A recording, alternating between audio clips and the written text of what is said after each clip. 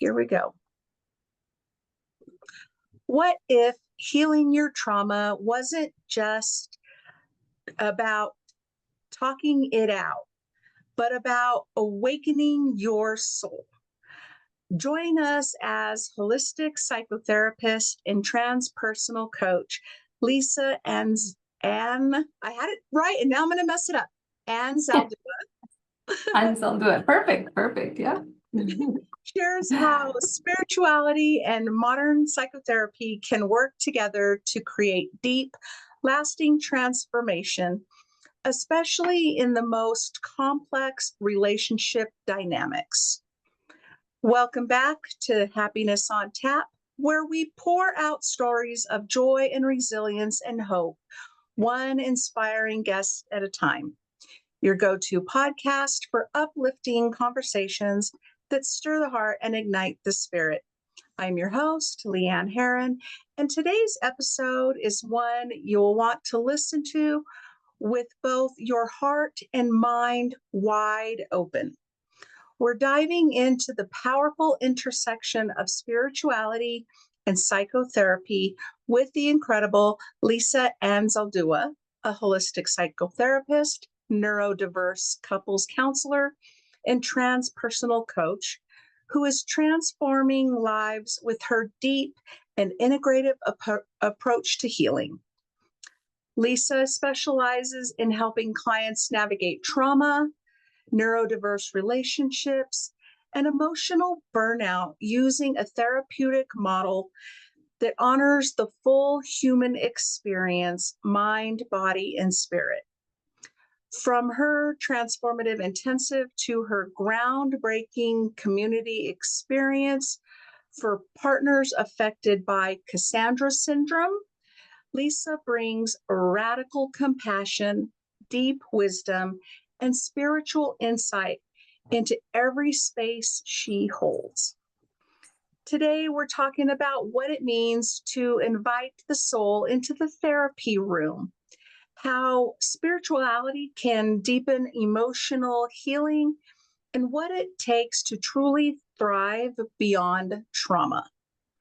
Whether you're a practitioner, someone on your own healing journey, or in a neurodiverse relationship, this conversation is for you. Let's welcome Lisa. Lisa, thank you so much for joining me today. Thank you so much. I am delighted to be here. I'm excited for this conversation. So let's jump right in. Lisa, your work beautifully blends the spiritual with the psychological. What initially inspired you to bring spirituality into your therapeutic practice? I would say necessity in some sense, depending on what frame of reference you look at that from. So oftentimes when we are experiencing our own sort of trauma and we don't have that meta kind of awareness of that being the case, we tend to also, trauma often affects our intrapsychic world, how we feel about ourselves, but also our interpersonal relationships, and among other things, our belief structures and all of that. And oftentimes it can lead to somewhat of a for myself, it was seclusion and difficulty trusting others in institutions and that sort of thing. So I had to, the human soul, the spirit needs, it's a necessity to feel that there's some sort of guidance being, your life and self is being guided in some capacity, and that you're not alone.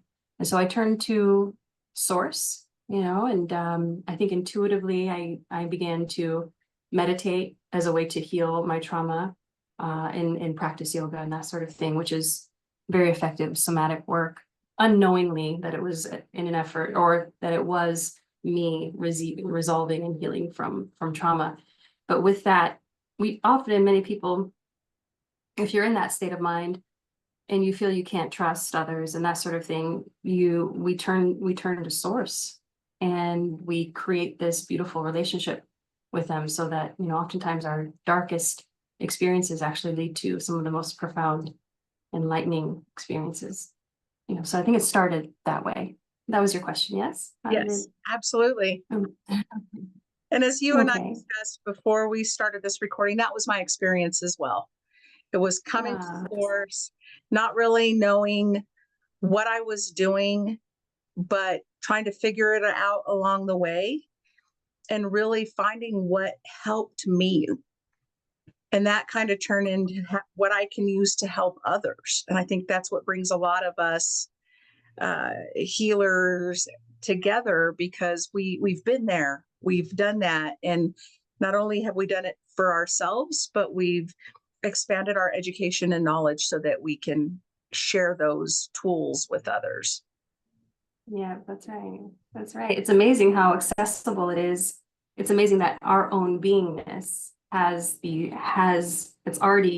we already are equipped with these technologies and tools. They're right here with us. Mm-hmm. We just aren't aware of them sometimes, but becoming aware of them changes everything. Absolutely. You often work with clients navigating complex relationship dynamics, which I think is wonderful, particularly in neurodiverse partnerships. How does a spiritual lens help deepen understanding or promote healing in these situations? So I work with neurodiverse, the couple unit. So, and oftentimes, more often than not, I work with heterosexual couples, and the man tends to be more often than not, he's the one that is diagnosed with autism spectrum disorder level 1.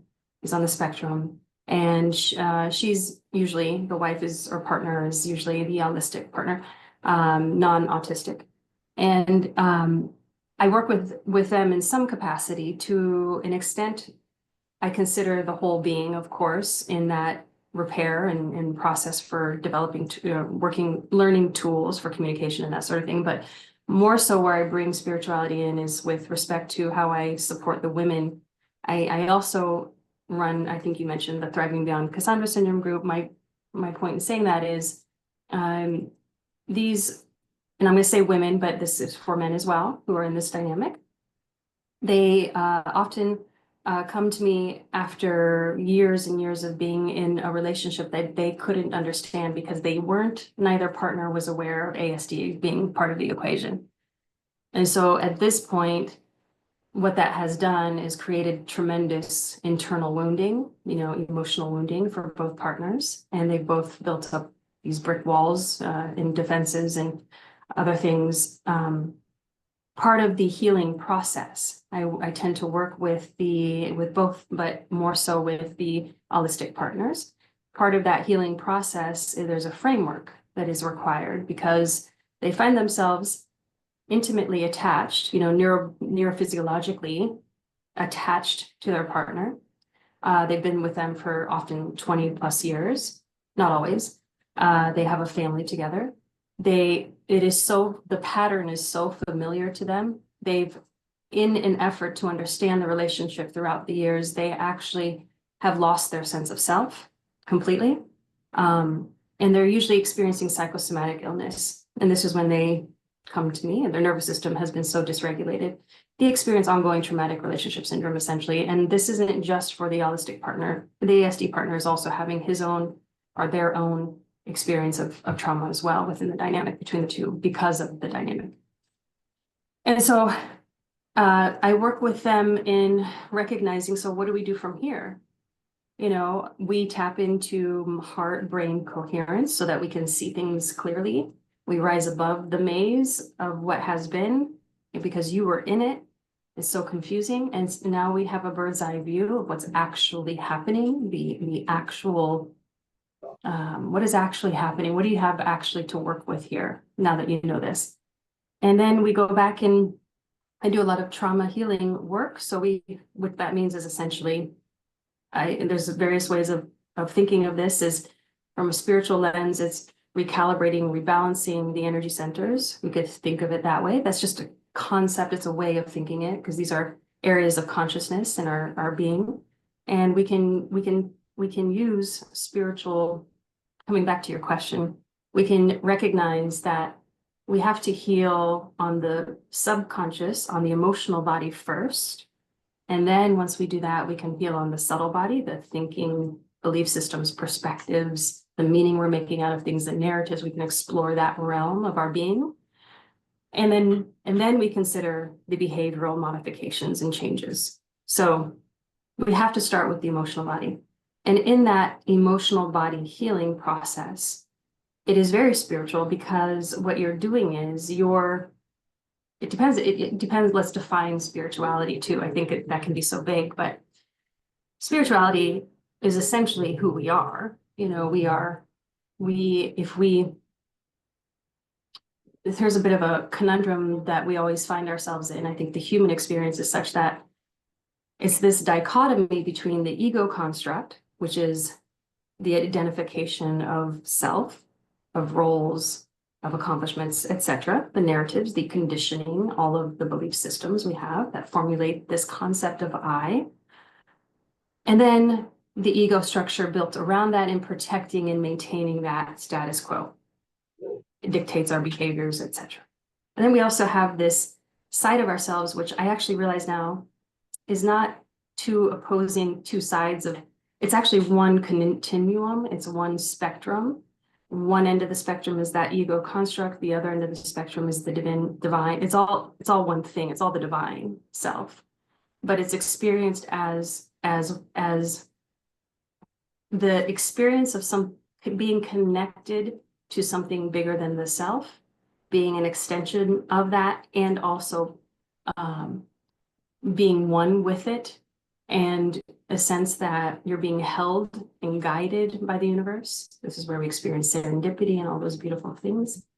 And then also this sense of integrating the two. Sort of in between that is the idea of the self aligned with, I think of it as rays of sunshine. You know, the source is the sun.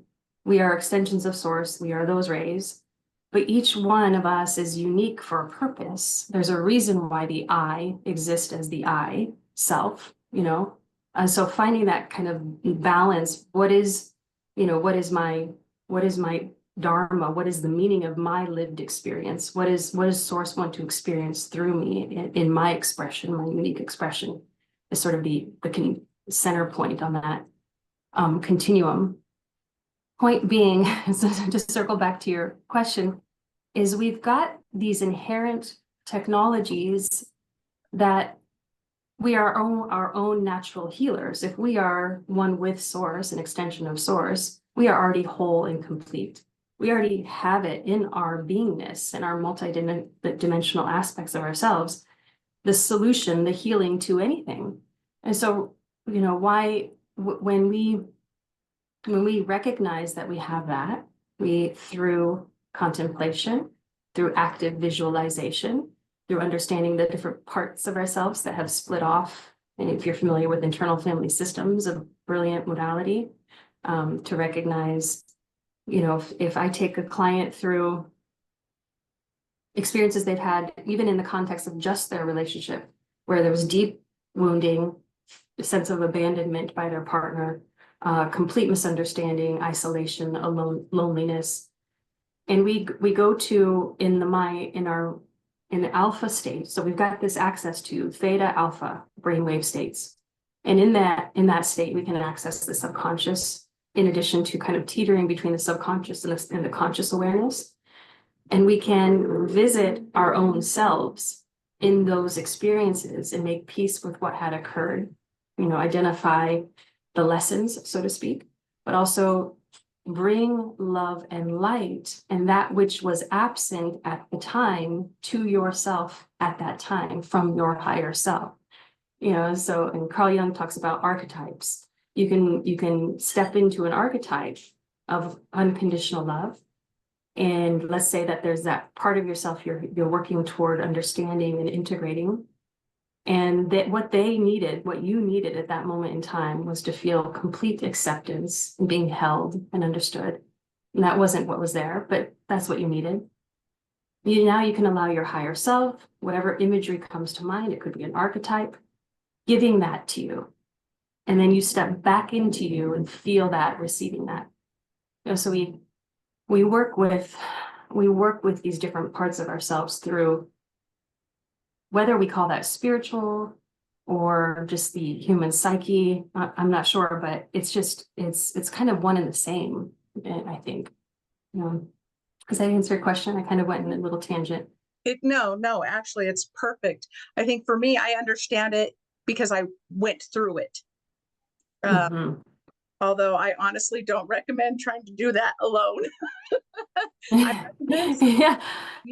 someone to, sit with you, to talk to you about what to expect, or to how to emotionally handle what you're going to experience.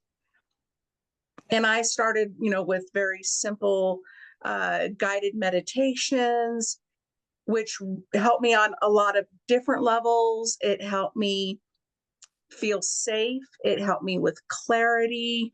It helped me realize little things like I can sit here in this silent meditation and my body holds myself in this position. I don't have to worry that I'm going to fall over if I'm sitting down. Like my body just instinctively holds me.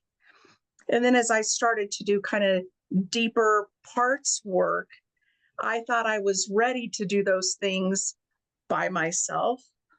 And while it was really difficult, and I don't think I've ever literally cried so deeply in my life, it was such a beautiful experience to be able to have that higher self or my older self with my younger self and be able to be there for my younger self and to give her exactly what she needed. That has healed so many parts of me. And I love having that modality that I can now look at other parts of me that I still need to heal. Mm-hmm. And be able to know that I have developed the tools and I can use just that tool to help me with that part of me that I still need to work on, whether it's abandonment or betrayal or, whatever that previous didn't completely heal everything. Of course, it's not going to. But even having other modalities, hypnotherapy, and it's so nice to develop this beautiful big toolbox. But again, I want to recommend that it's much safer, I think, to do it with a professional, because it can be very hard and very difficult to work through some of those dark parts of ourselves and to really understand what we're trying to do. Yes. Yeah. And I think some people are naturally,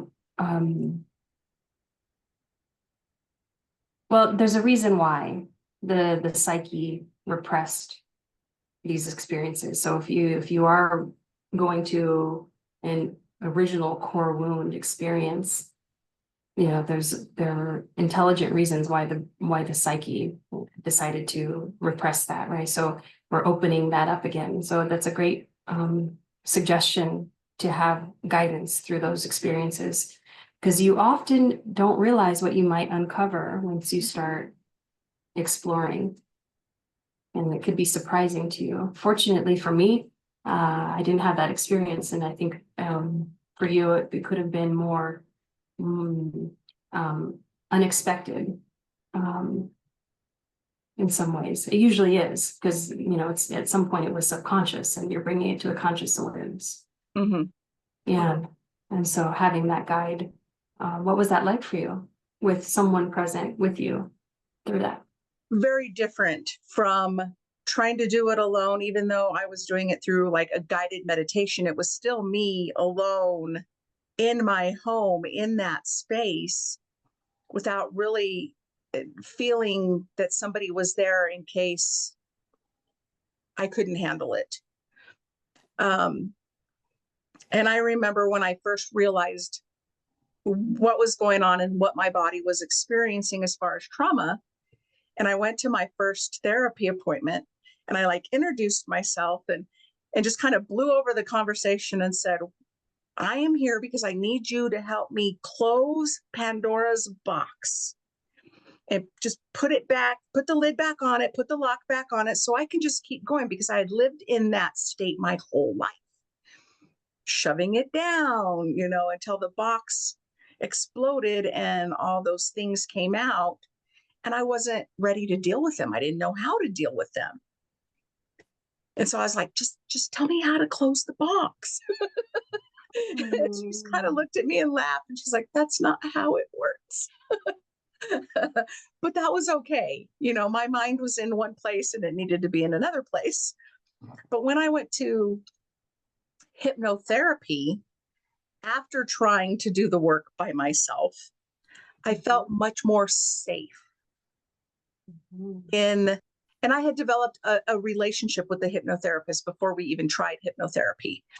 So I really felt very safe and comfortable and trusting. And I had also developed a very long-standing daily meditative practice. So the two worked well together. Like, I was able to just relax and surrender to it. Beautiful. So, but Yeah. I still recommend somebody, a professional. You say something really important, which is having the tools then to number one, one thing is to become aware of it, and then to do that work with healing. Let's call it shadow work, inner child work, parts work, whatever. And then it's not like, so I think of healing as everything in the universe is cyclical, is a frequency, it's a wave, it's a pattern. And healing is the same. So we've got that denser, darker, heavier kind of stuff that then it starts to surface, and it's showing up in our lives in ways we're usually unaware of. And then we witness it, we bring the positive polarity, love and light to it. We do that work. It's going to circle back around. It's going to come back around again at some point. It's going to be less dense, less heavy, less intense, and it won't last less long. Because now you've added new data, new information to the experience, to the pattern. And it's like this spiral that kind of evolves up, gets softer, lighter, gentler. It's going to circle back. Here's an important thing like that you said, which is then having the tools to cope with the energetics, the energy of that reoccurrence, how it affects the consciousness, how it affects the nervous system, how it affects your behavior, and witnessing how that's kind of showing up and to be processed again, and then having these external tools to do that again, to be present with it and process it in the moment as it's occurring is fundamental. So it makes sense that you mentioned that, and there's we can't underestimate the importance of that. Yeah, absolutely. From experiencing my first really intense trauma trigger and having my body go through anxiety and panic and hypervigilance and this being so unnormal to me, and wondering what all these things were, like, why am I afraid to leave my house? Why is my body feel like this? And why am I having this panic attack? Like, I had never had those. It was all a new experience. But learning the tools, and then you get to a point, exactly like you said, truly is what happened for me. Like, I would anticipate a panic attack because I could, like, a trigger would happen that I could visually see. Like, with me, it was my ex-husband and a great fear for my safety of my ex-husband. And one day I went into my office and his truck was parked in the parking lot. And so I immediately was like, okay, I knew that this panic attack was going to wash over me. So I just drove home, and I was like, okay, I'm just going to go in my house, which is my safe space, and I'm going to wait for it to hit me. And because I had all the tools and I was able to tell myself, this isn't real, was my way of dealing with it. I am safe.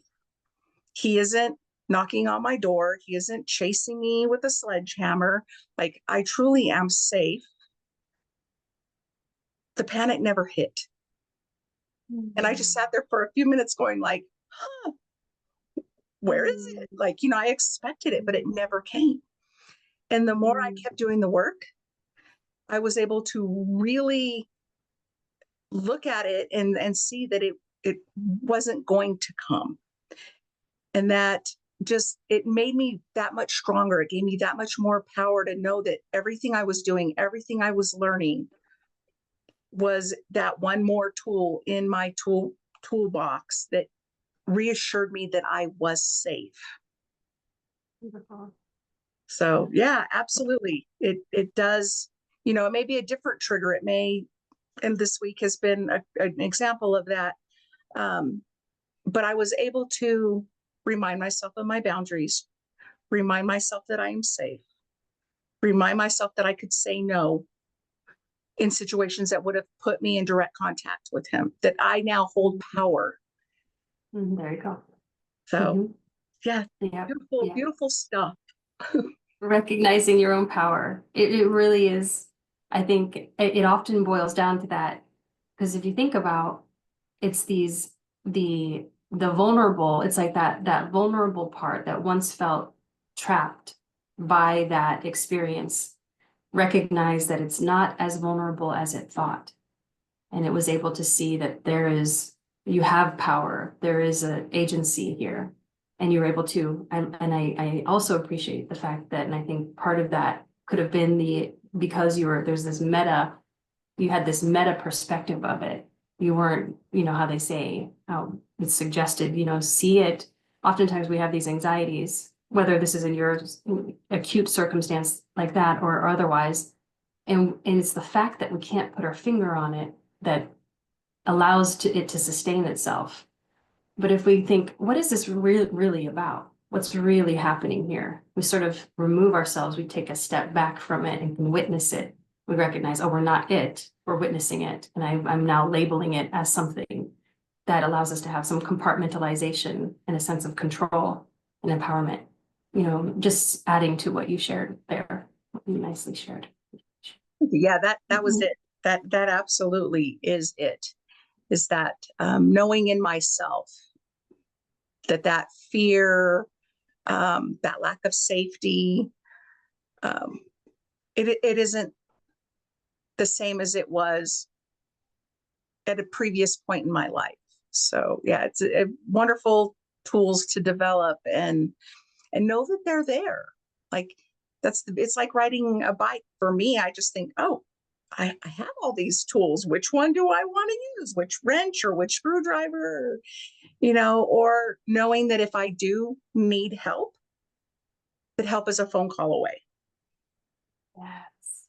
And I have such a wonderful group of different practitioners that I have worked with over the years that I know exactly who to call. And they can ask me, pretty pointed questions, like if they don't have an availability that moment or that day or the next day, to ask me where I am and do I need that help right now, or will I be okay until their next availability? And we can work through that just, quickly over the phone.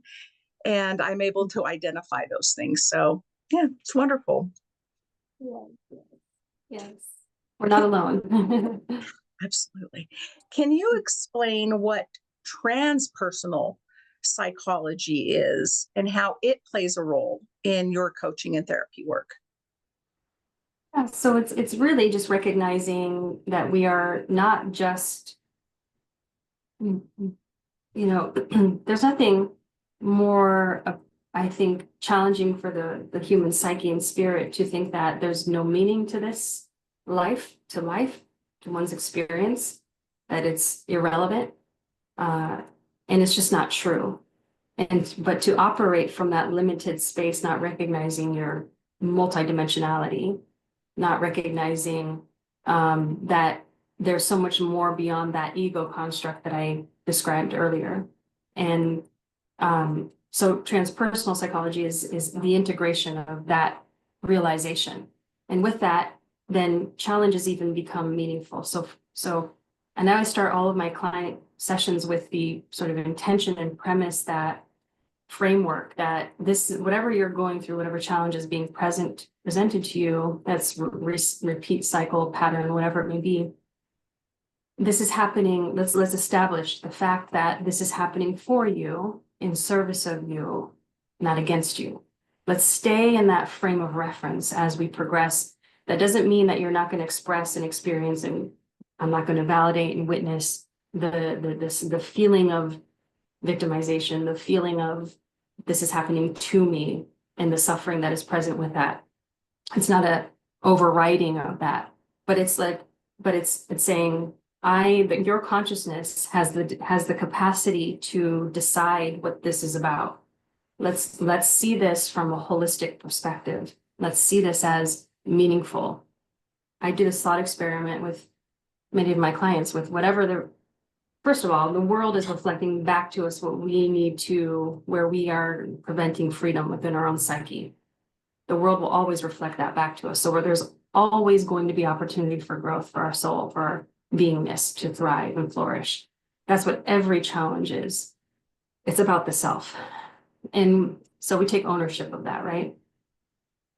But I do this thought experiment, and it's just a thought experiment. So whether, I invite people to really think through this as a possibility, whether they want to think that it's actually possible or not. That's, and I say, what if, think about your greatest difficulty right now, the thing that is perpetual, that is actually, because it's so perpetual, you have integrated now shame into the equation. You feel bad that it's reoccurring.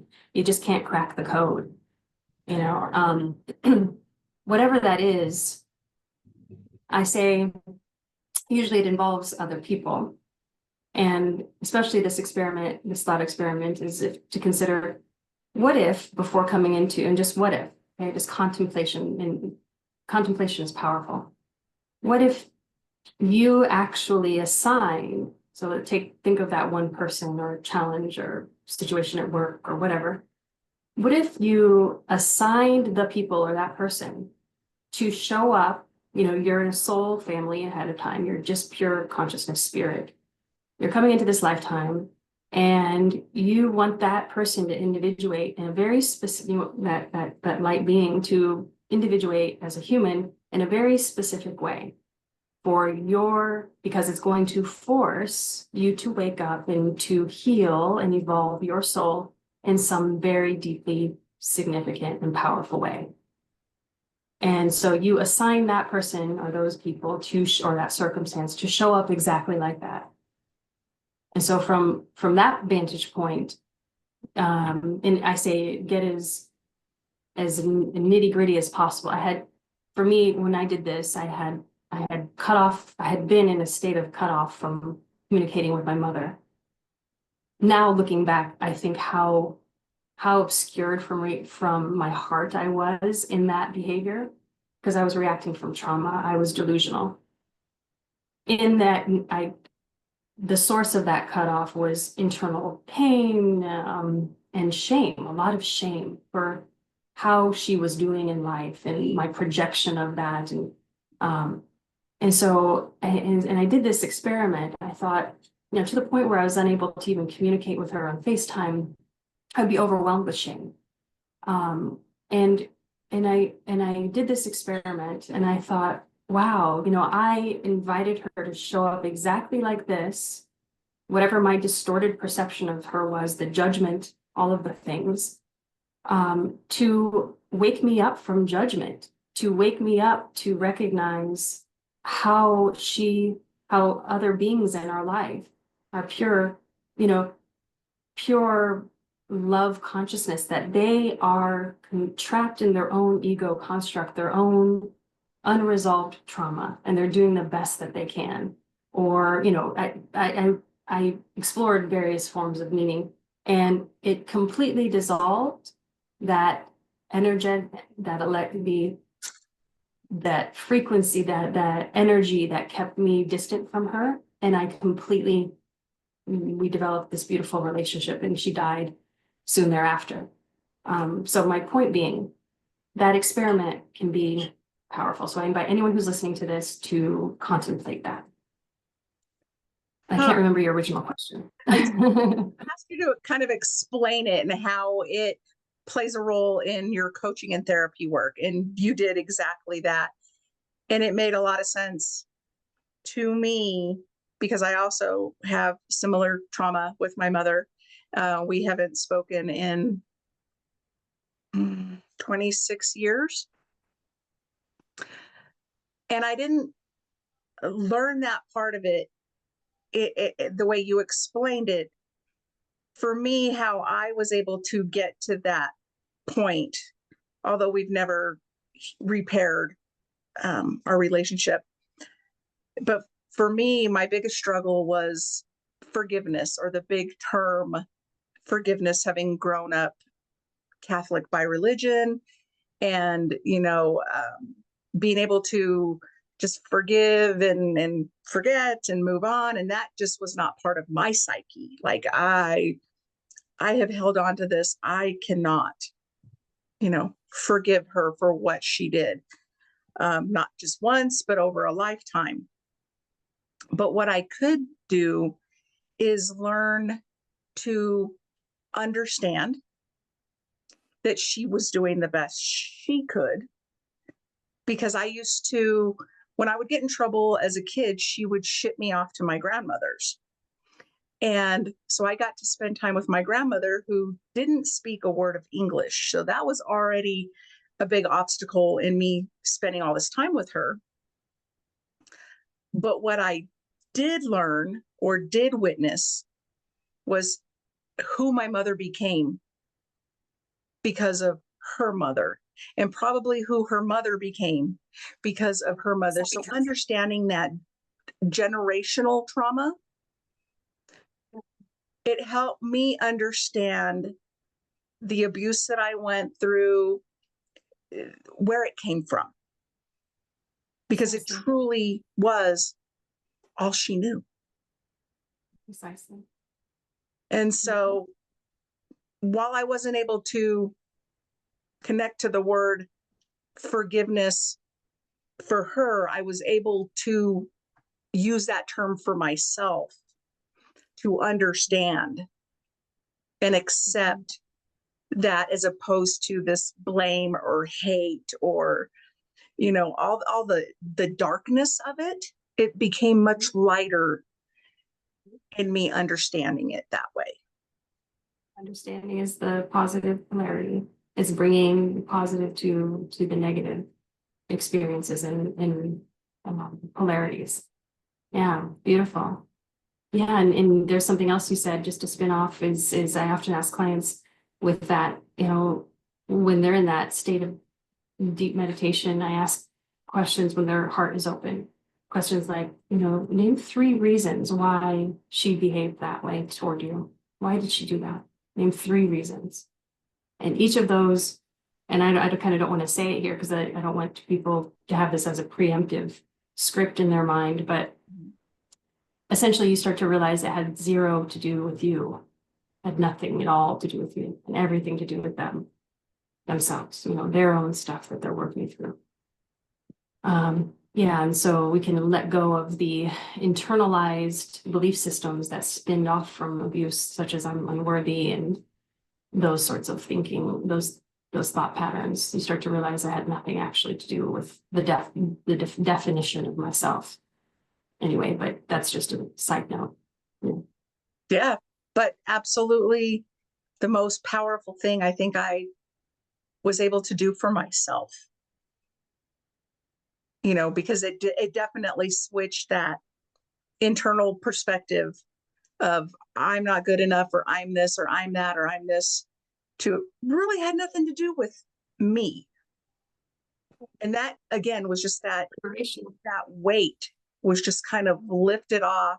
And it's like, that's how that's the evolution into the heart space, into heart consciousness, heart-centered consciousness. Exactly as you described it, that weight, that heaviness is released.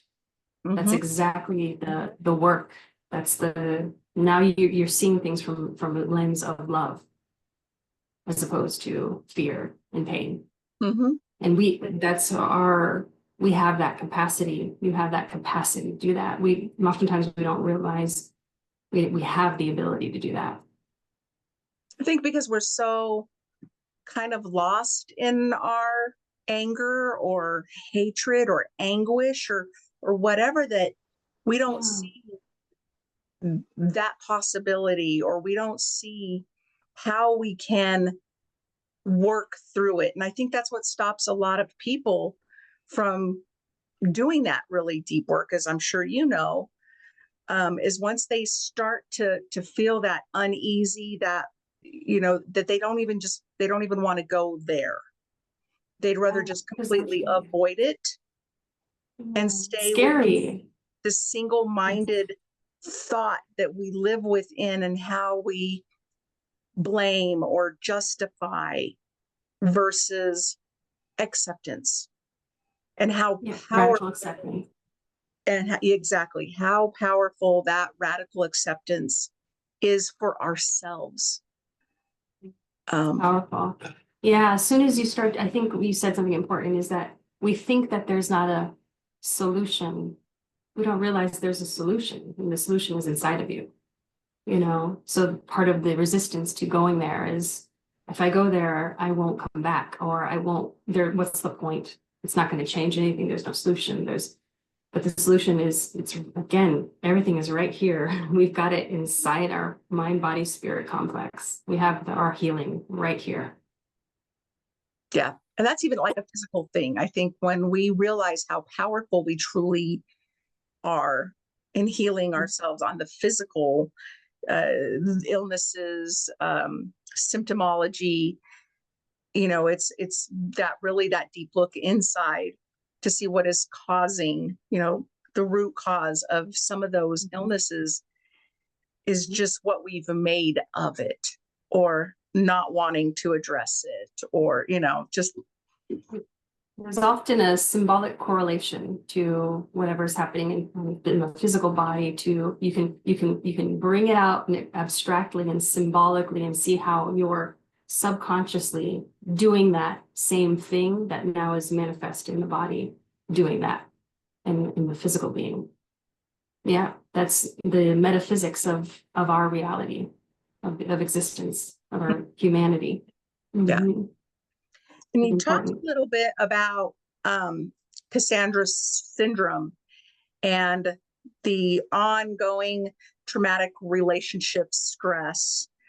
And you talked a little bit about like different spiritual practices or rituals that can really support recovery in these cases. Can you go a little deeper into that? I know many families that have neurodivergent children, and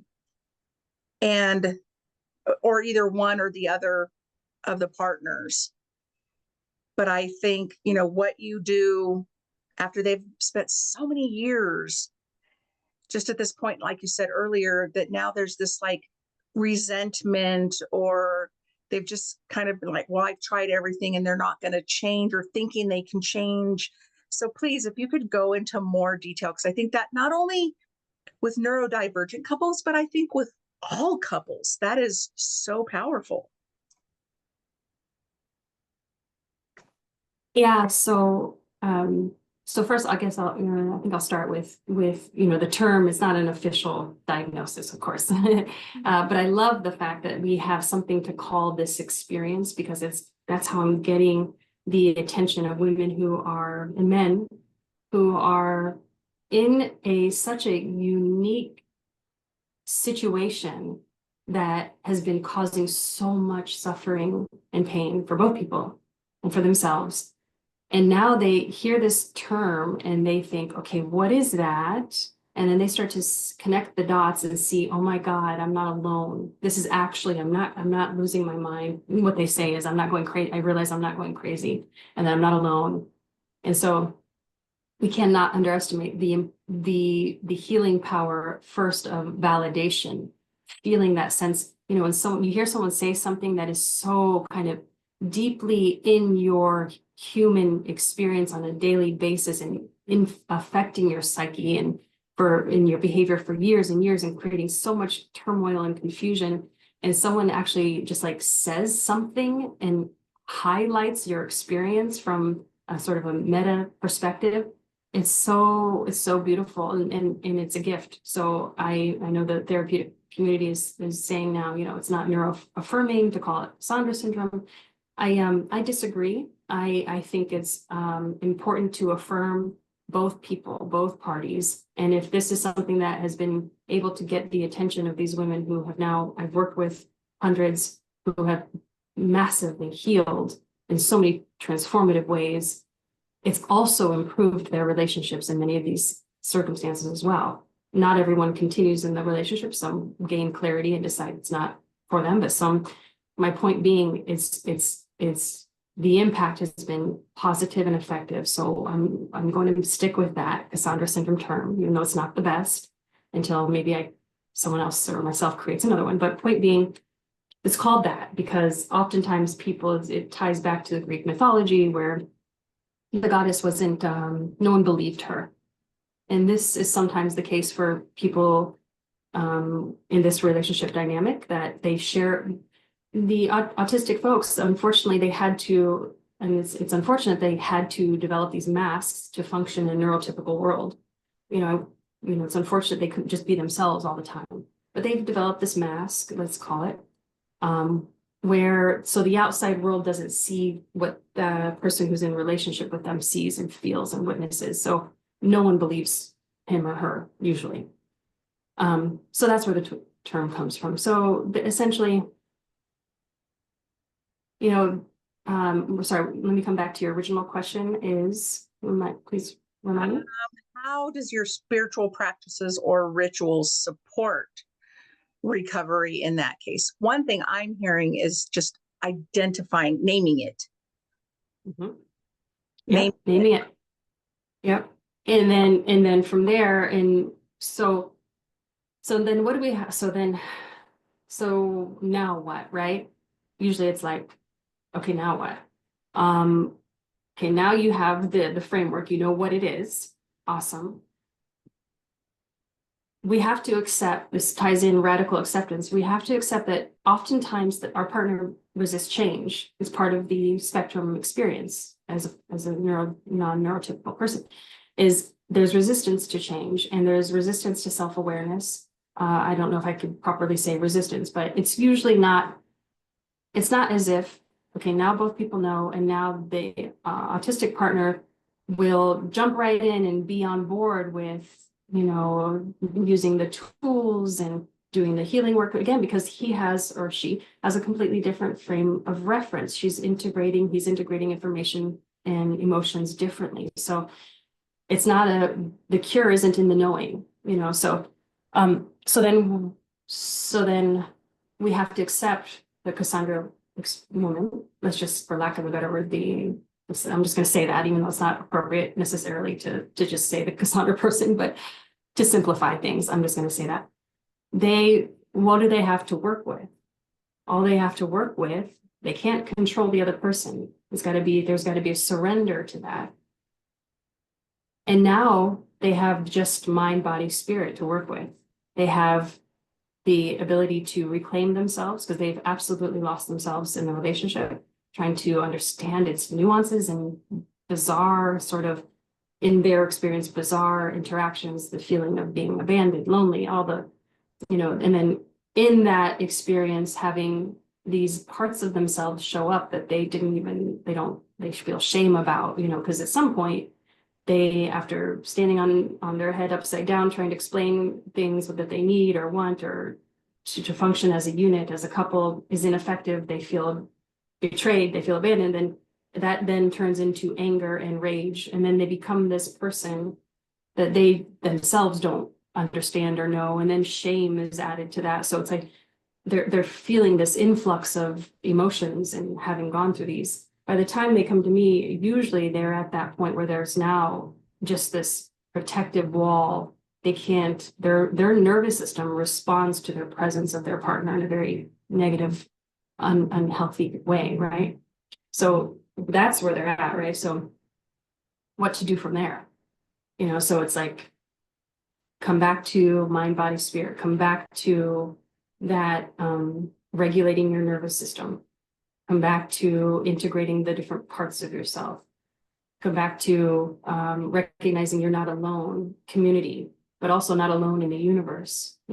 This is where the higher meaning, what's happening here in a higher kind of meaning way, what's the bigger purpose to this. And then reclaim the self from place, get into heart-brain coherence so that you can actually make decisions, see things from a space of not your amygdala, limbic system, subconscious, wounded, suffering, restricted perspective, but from your heart perspective. You'll see things so much more clearly. And so get out of that nervous system dysregulation, get into the heart, then see things from a new lens. So using those tools.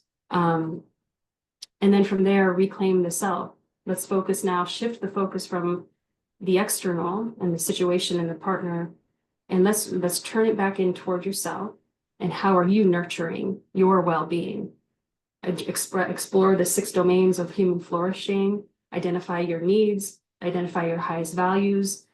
How are you cultivating, focusing in on those things? And then also having a bird's eye perspective of now what you're working with respect to, this is what neurodiverse thinking is from a neurotypical's perspective. This is how I can perceive how my partner is thinking and conceptualizing reality and myself and the world and his emotions. Beautiful to know, because now you know that when they act a certain way, it's not because what you had previously told yourself, which is that he's abandoning me, he doesn't love me. It's actually something else. And so there's ways of now your perception begins to shift about him or your partner. And then that soothes the soul, that brings peace of mind. You're still with that dynamic, however. So this is where we can't be too saccharine or too devastating and complaining and it's all terrible.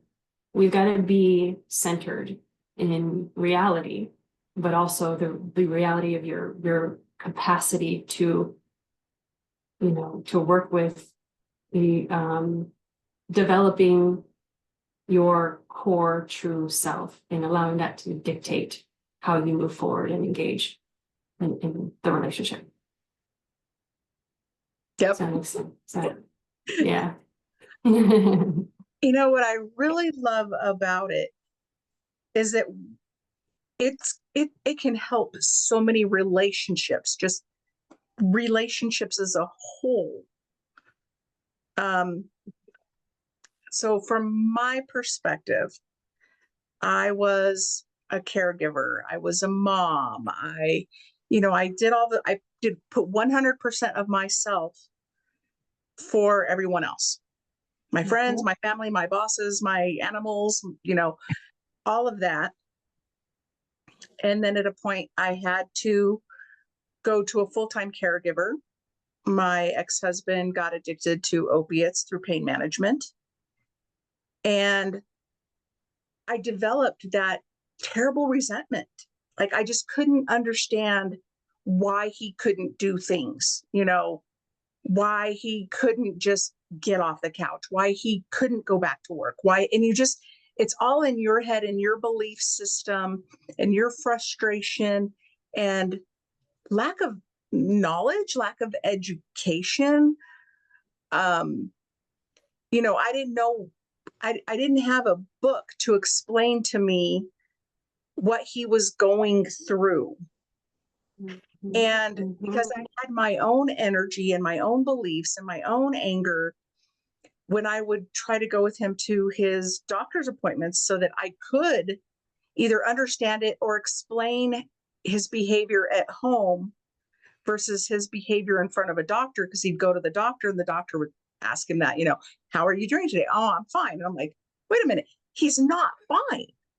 He's going through this and this and this and this and this. that eventually I was kicked out of those conversations, which made me even more resentful. But I just didn't have somebody to help me understand. I had a name, I knew it was an addiction and I knew it was from pain, but I didn't know all the other parts of him. And so I drained myself. I didn't know the side of it that you're talking about with the other partner, where we give so much of ourselves and we don't take the time to replenish our cup. I had never even heard that term, like you are not operating from a full cup. My cup was grounds at the bottom, because nobody had ever talked to me about self-care, or that I could be my best self for him if I took care of myself, not just first, but also. And so all these things that you're talking about, that was my relationship, and it had nothing to do with neurodivergent, not neurodivergent. It was just this lack of understanding, this lack of knowledge, this how everything was bubbled up inside me. So I think it is so important as a whole what you do. Naming it, identifying it, gives us the ability to understand it, to learn about it. Having somebody like you who has the knowledge, has the experience, has the information, helps those of us on the outside who just have no clue what we're dealing with understand it. And having somebody say, you need to take care of you.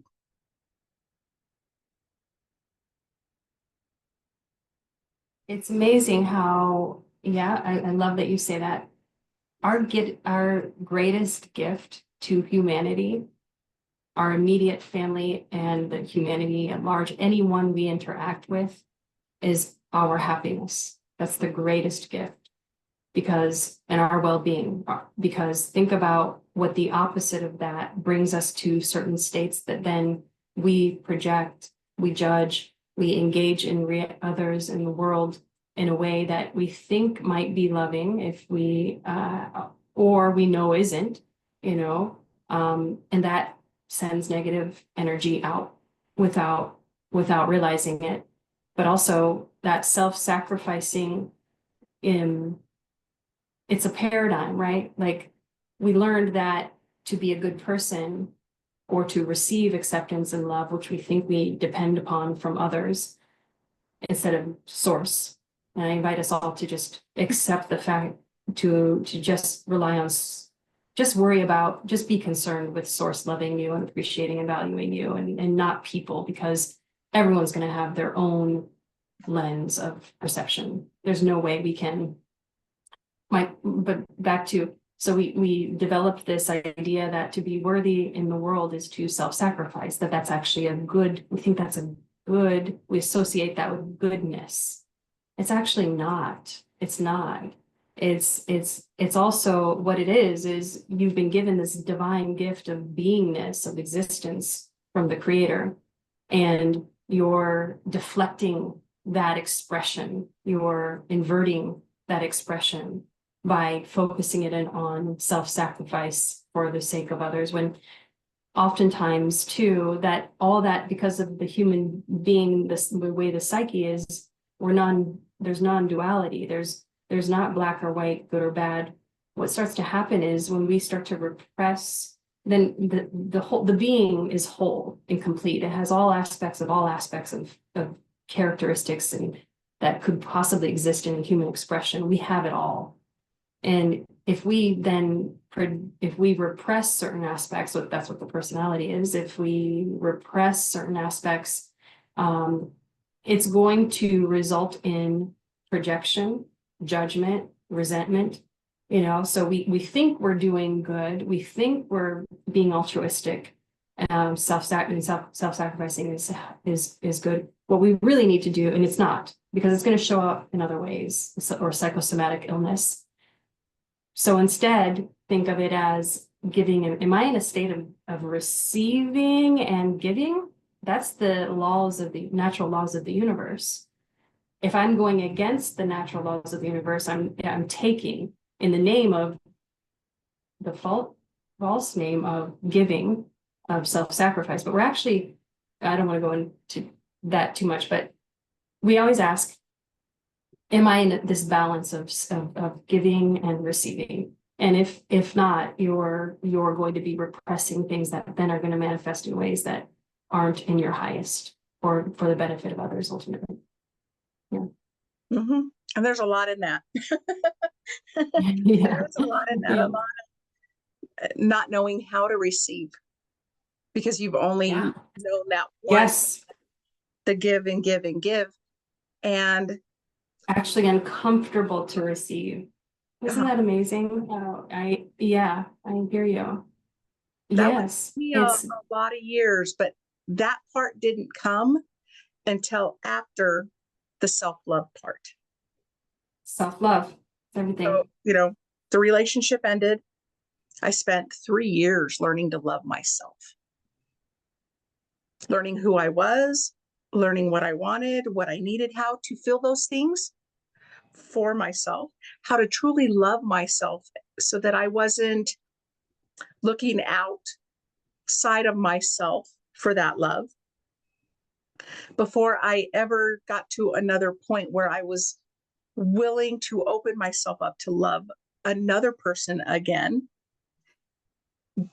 But I had to then go transition into that part of receiving. So, there's so many parts to us. We just have, It's so complex. to not be this one part of us. Multi-layered. It's a bit of, I think of it as unbecoming. I wrote a book that I didn't really speak of because it was I was in a trauma response when I was writing it, and I would have moments of insight, but the book itself, I would go back and change things as a trauma response. I would go back and change things over and over again. And in the end, it wasn't very cohesive, but I would have these clear knowings, and I would write about them. And I talk about how it's an unbecoming, right? Because the core of who we are is whole and complete and divine, and it's these layers of insecurity and projections of judgment of self-hatred, ultimately, that has been built and learned. Misconceptions have been built and learned and internalized as the self, that have created this kind of shell that prevents us from being able to receive and to give from a pure space. And so it's the unbecoming of those false constructs that is, so the core true self can be present and then maintain alignment with universal law. And so I think that's really fundamentally significant that you mentioned that. Yeah, so if anyone's experiencing that, it's so uncomfortable to receive. It suggests that you feel you don't recognize your own power, your own value. You're not seeing how brilliant and phenomenal you are. You're not. It wasn't mirrored to you ever, and so at least and so you just don't even know how. It's like a new muscle. So, and you'll deflect it. You'll deflect that positive affirmations that people would give you or whatever it would be. You wouldn't see it. And so self-love, I just want to go on a little tangent, if that's okay, about self-love. For letting me start the tangent. Yeah. Many of us feel that way. And that's what these relationships help bring to the surface. I ended a 20-year trauma bonded relationship not too long ago. And I remember years ago, before doing my deeper spiritual work and in psychological work that I was doing for myself, essentially, I remember I was so consumed with self-hatred. I literally hated myself, and so, and now I know what that feels like, and I know what self-love feels like. And so I think a really important aspect of that is to see that this is where This is where this balance of human Western psychology and spirit, Eastern sort of metaphysics psychology comes into play. Is if we attempt to explore self-love from definitions of, it's because I did if someone sat down and said, I want to love myself. So what is so good about me? Oh, I graduated from whatever. I am a good mother. I look this way. If we try to identify and love ourselves based on these false kind of markers of worthiness that are floating around the universe, the human social construct, you're building a sandcastle out of dry sand, and that's nothing. That's not who you. It's completely irrelevant. What love is, self-love is. Wow, if you tap into I am, I exist, I am present right here, right now.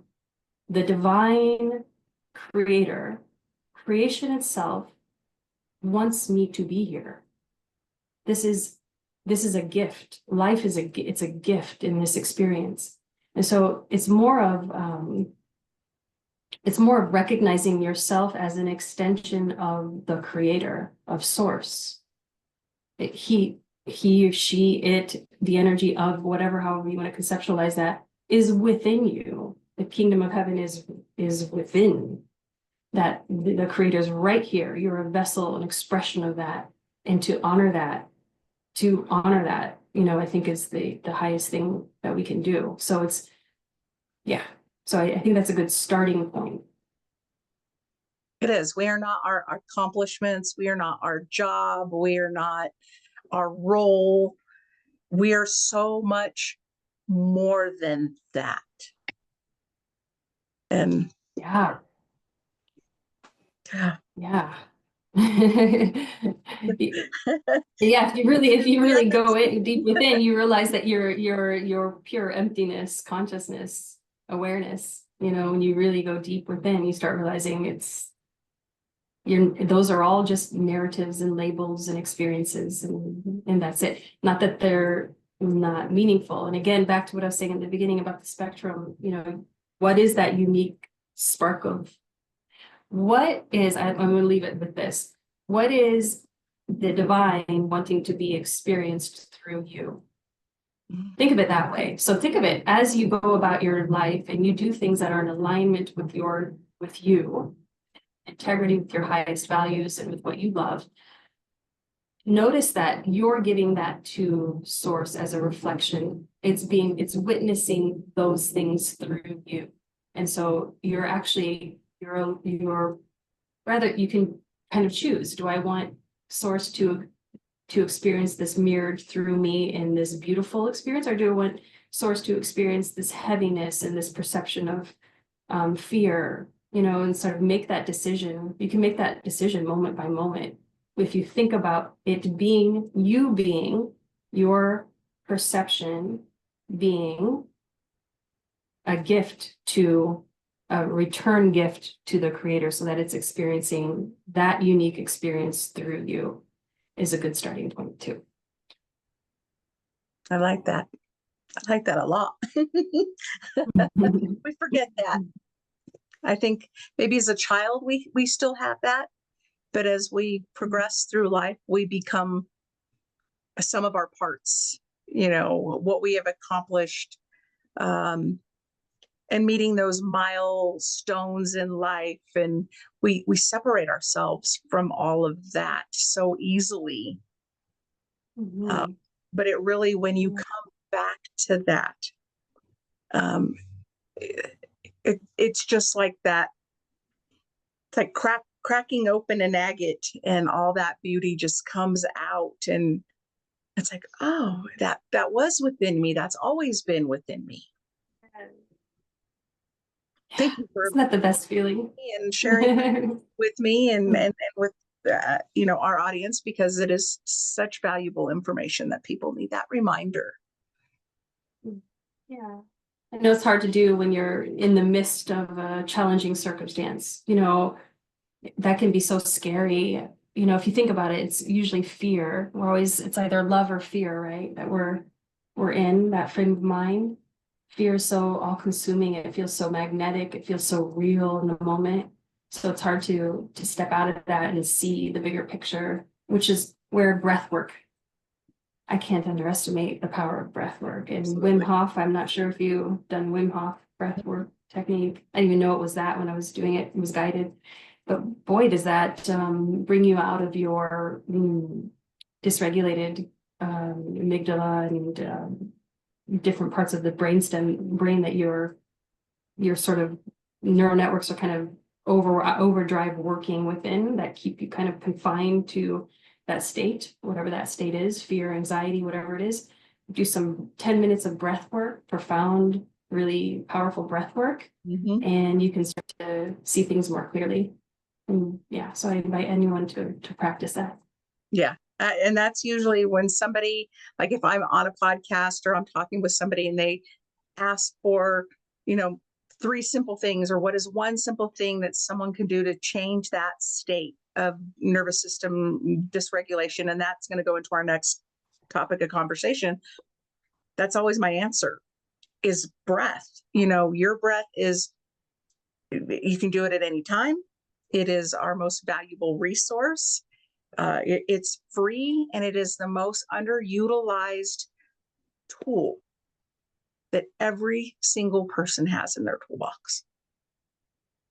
And so let's take that wonderful knowledge and talk a little bit more about nervous system regulation, and how do you integrate nervous system based techniques with spirituality. That's that connection, the meditation, the mindfulness, the breath work, so that people understand it as far as like lasting transformation. You know, it's definitely different than a prescription for an antidepressant. You know, it's not that Band-Aid, it's that true thing that we possess that can really help us control our nervous system. But I think too is understanding what's going on in our nervous system. So if you could go into that.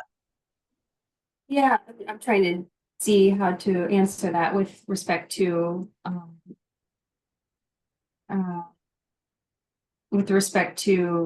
spirituality and kind of connecting those.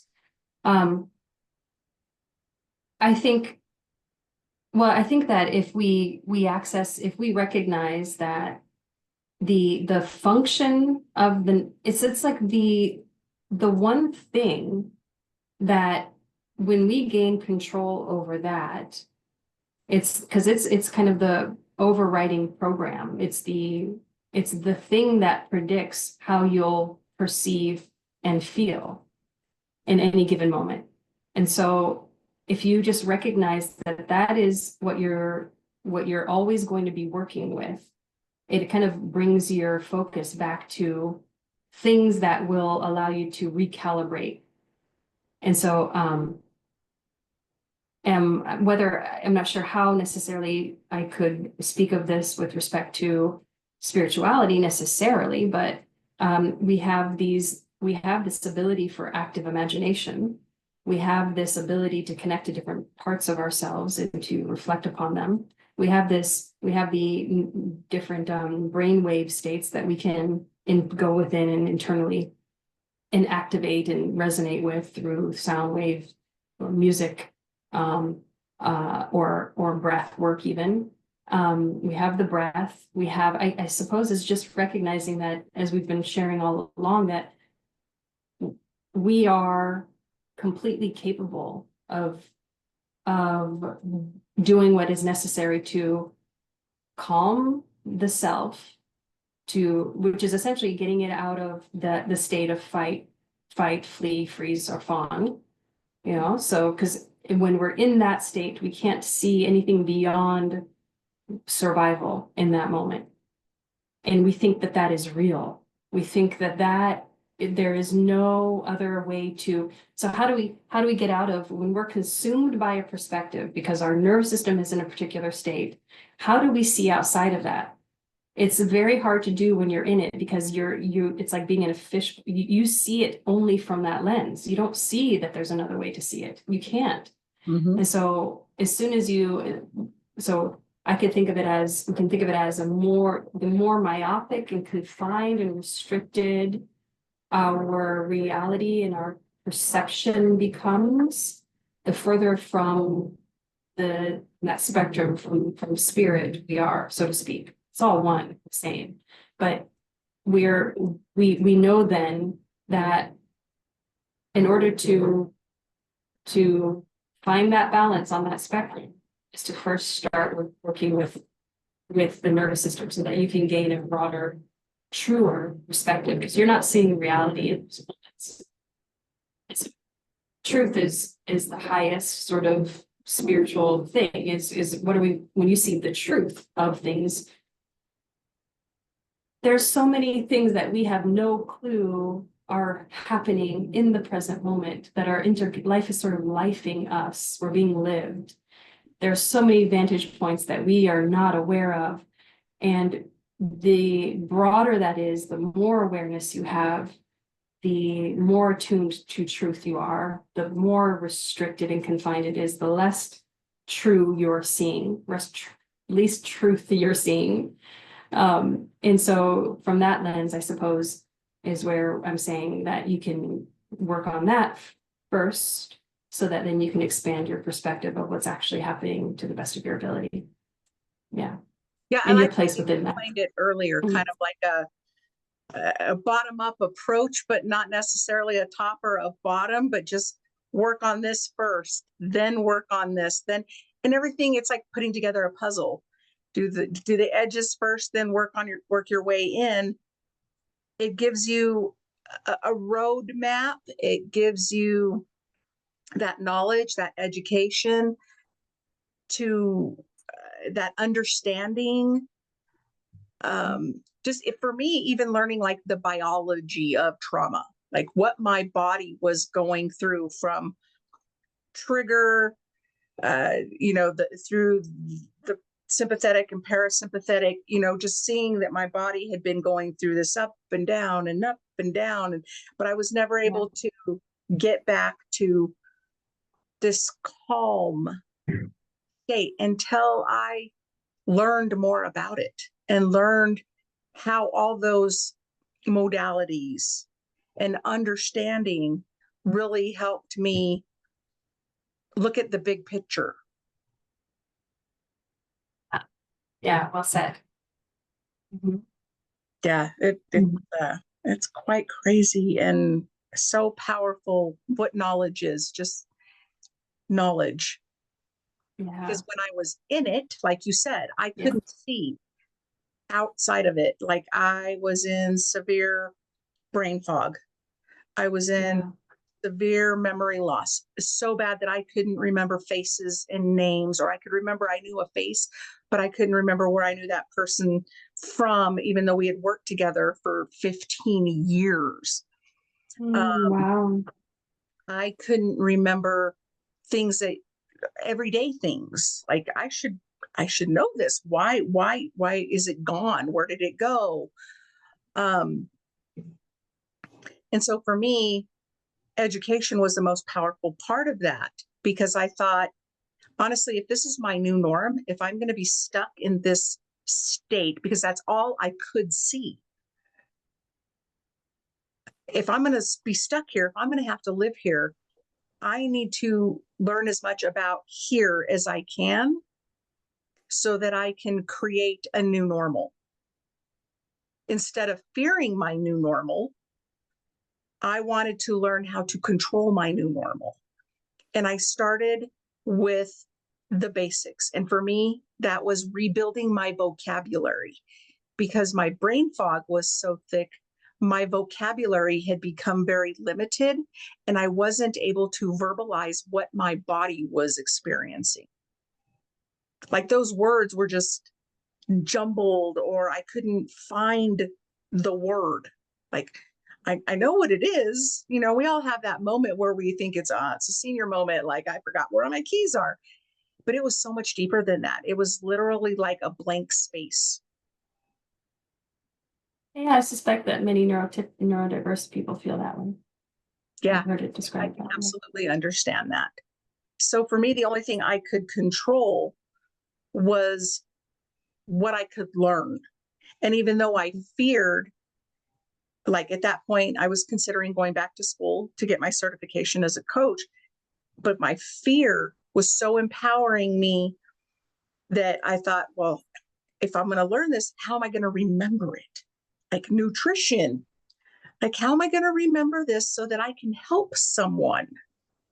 If I can't even remember what I did 5 minutes ago, because that's where I really realized how severe my trauma was. I was working in a law office and I was able to do things without thinking because I had been doing them for so long. But I could get up and walk away from my desk and have somebody ask me about what I had just done and have no idea. Like, what are you talking about? What case? What judge? What are you talking about? They're like, you literally just, the email just came in. I'm like, what email? Like it would literally leave me within an instant. Wow. And so I thought, okay, like this is my new norm. What am I going to do with it? And I started with vocabulary. Like I needed to learn how to understand what I was experiencing so that I could communicate that to somebody else. And that was my superpower. Like, oh, I know what this is. And notes, I took notes and I highlighted books and I underlined things. And because I had to be able to go back to something and have this tangible thing that I could, if I can't remember it, I know where to find it. Powerful. And journaling was very difficult for me because it was something that was taken away from me as a child. My parents had a very untrusting relationship, so that made them untrust us. So that young part of your life where you're exchanging notes with your girlfriends or whatever, like I couldn't do that because if my mom found that note, I was going to pay the price. So when it became time for me to learn how to journal, the concept of pen to paper was a horrible fear for me. And I tried to do it. I tried to make myself do it because everybody was talking about how powerful journaling is. And when I would do it, then I would put it away and then I would remember something, but I couldn't remember where I wrote it.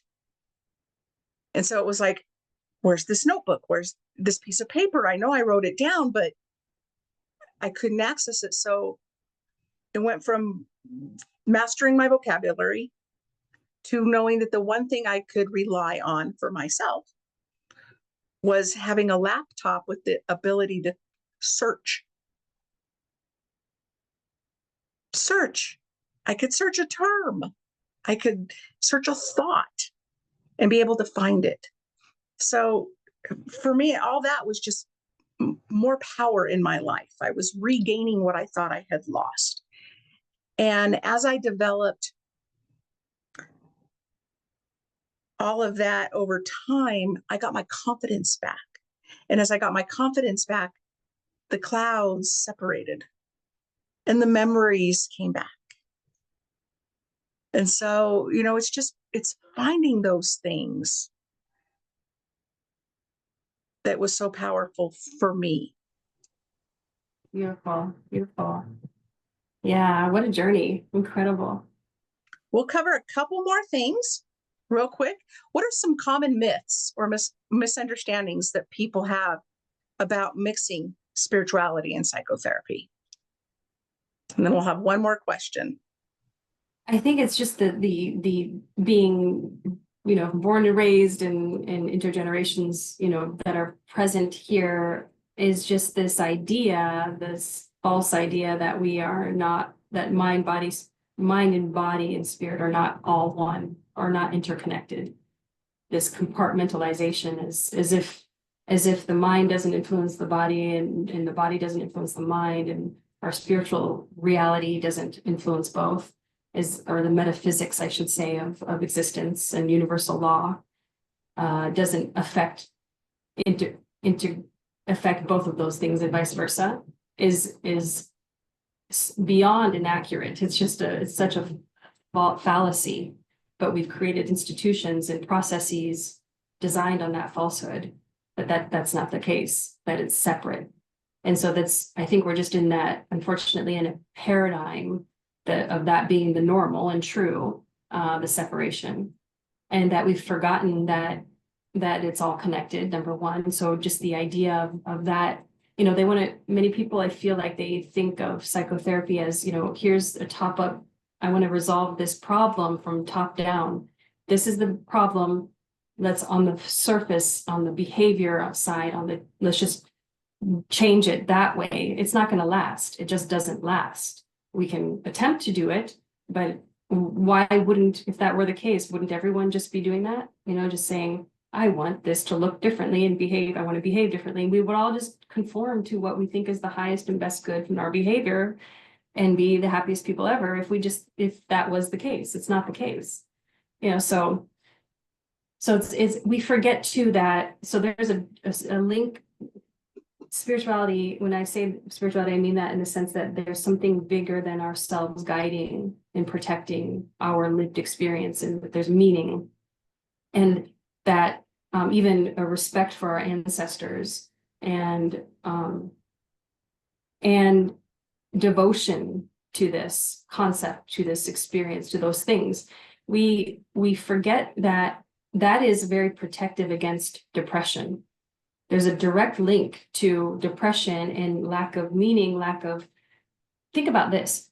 Up until recent generations, we had tribes, we had community, we had beliefs, we had spiritual guidance, we had initiations into womanhood or manhood, we had community, we had people, elders telling us stories and narratives about the meaning of life and who we should be in the world to be in congruence with the heart and self-actualization and in service of others and be in service of others. And so we've lost that guidance. We don't have that anymore. And so it's like, we're not just these kind of robots existing in a disconnected world, but we're made to kind of think that that's it.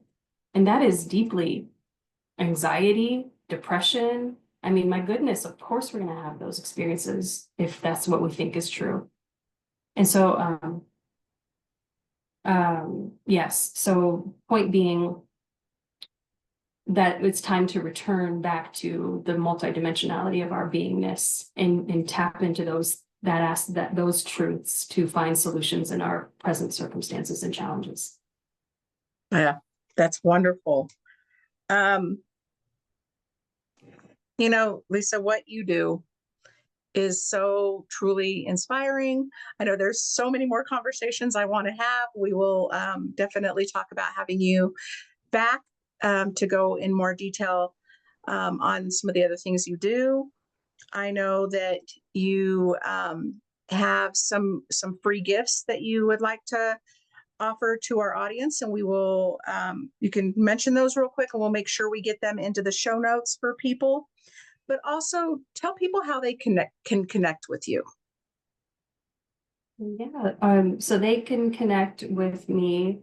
Just started Instagram, Unlock Spiritual Power, just started it, but I'll be posting more there. Or Designed-Empowerment. Designed is past tense, so designed-empowerment.com, or ThrivingBeyondCassandraSyndrome.com. And something you said earlier, which I loved, was you were saying and you were talking about your experience and how you were being able to identify helped you remember the words and identifying what you're going through. And then everything else we've been talking about, I'm going to be posting an accessible handbook. I'm going to just call it a guidebook, handbook, that will be sort of a index, provide an index for, so let's just say that someone says right here, right now, I'm tired of suffering. I want to change my life. I want to transform, whether that's intrapsychic or interpersonal or circumstantial. You're repeating patterns. and you can't seem to get out of this cycle, I'm going to invite you to, this is going to be a roadmap of tools, of processes that I'm going to invite you to begin in this sequence, following and doing, you know, on your own, or with friends or partners, or however you want to do this. But it's a very sequential, as I said before, we have to do it sequentially. We can't. It starts where it needs to start, and so it's going to be a tool book. I'm going to call it a magical, or I decided it's going to be a collection of magical tools, and that can actually be very transformative and really change your life. So that's going to be there. And for the Cassandra, Thriving Beyond Cassandra, it's going to be a guidebook for how to thrive beyond Cassandra syndrome, because there is a process, there is a framework that you'll need to work with in order to thrive beyond Cassandra. And I'll put that there as well. Thank you so much for offering both of those things. As I mentioned, I think what you do and how you have explained the path, you know, saying, you know, this is a roadmap. You need to do things in this manner, this step, one step at a time. That's going to get you your greatest transformation. Because otherwise, I think we float around and we try to do this. I mean, even us as business owners, we do the same thing. It's like, oh, I need to work on marketing. Oh, I need to work on sales. Oh, I need to work on this. I need to make this free gift, and I need to do this. If somebody can give us that roadmap, the amount of time and struggles that we can save, that is the value that we can provide to the people that we help. And so thank you so much for offering these free gifts. They will both be in the show notes, as well as your websites, a link to other podcasts that you've been on. And I strongly suggest that, you know, people go out and take a look at all of the wonderful things that you do and that you offer. This was such a powerful, soul-nourishing conversation for me. I know that our conversation is going to help others. You know, a huge thank you to you, Lisa, for sharing your deep wisdom, your heart-centered approach, your free gifts, all the things that you have on your websites, to remind us that true transformation isn't just about addressing the mind. It's about inviting the whole self into this process. Body, mind, spirit, all of it. And so if today's episode sparked something in you, like I know it did in me, whether you're navigating a neurodiverse relationship, healing from trauma, or just trying to feel the call to reconnect with your inner self, I encourage you to explore Lisa's offerings, her resources, and remember that you are so worthy of healing. And thank you again for tuning in to Happiness on Tap. If this episode resonated with you, please be sure to subscribe, share, leave a review, share it with somebody who might need this information, so that they can also listen to what Lisa has said and shared with all of us today. And thank you again, Lisa. And until next time, you know, keep choosing happiness one mindful moment at a time. Thank you, Leanne. Thank you so much for being here and everything you've shared. Thank you. It's my pleasure, the blessing to be here. Very grateful. Thank you.